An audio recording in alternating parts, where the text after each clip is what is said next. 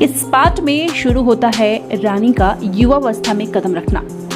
अपने समय पर स्कूल जाती, पढ़ाई में ठीक थी, उसने टैलेंट तो बहुत था, पर उस टैलेंट को उसकी नादानी ने दबा कर रख दिया था।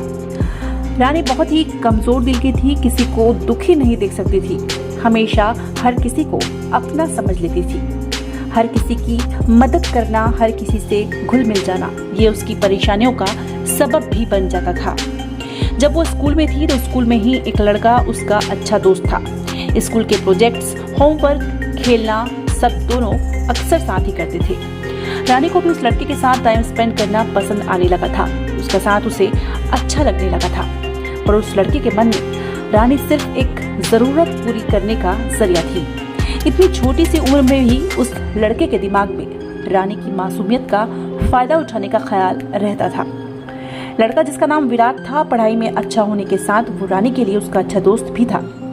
एक दिन रानी जब स्कूल पहुंची तो विराट ने उसे कहा, तुम मुझे लंच टाइम स्कूल की लाइब्रेरी में मिलो, एक सरप्राइज देना है तुम्हें। रानी वो तो बचपन से ही सरप्राइजेस की दीवानी थी। उसने कहा, क्या सरप्राइज है? विराट ने उसका हाथ पकड़ा और कहा, तुम बस आ जाना।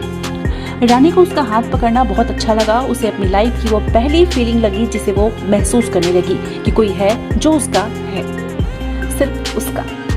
रानी जब अपनी क्लास चली गई तो उसे इंतजार था लंच के ब्रेक का। पढ़ाई से उसका ध्यान हटने लगा था।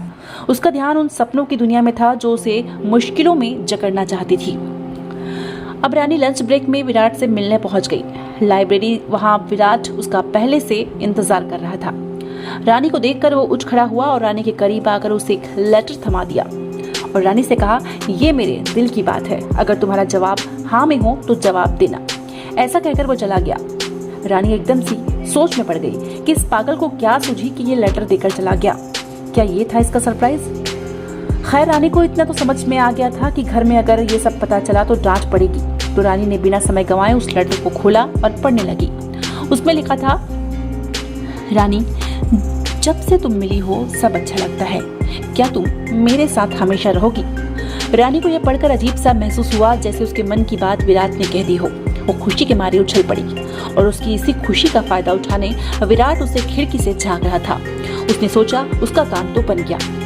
विराट अब जब भी स्कूल आता रानी को देखकर मुस्कुराता, उससे ज्यादा से ज्यादा बात करने की कोशिश करता।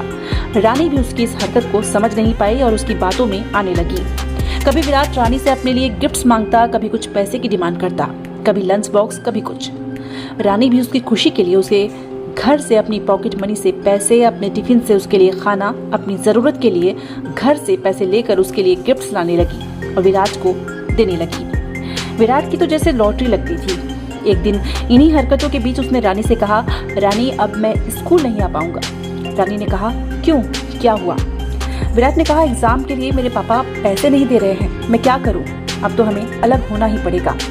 रानी एकदम से परेशान हो गई। उसे लगा विराट उसे छोड़कर चला जाएगा।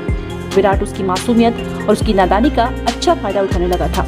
उसने रानी के आगे खुद को बहुत अपसेट शो किया, जिससे रानी ने दुखी होकर एक बड़ा कदम उठा लिया।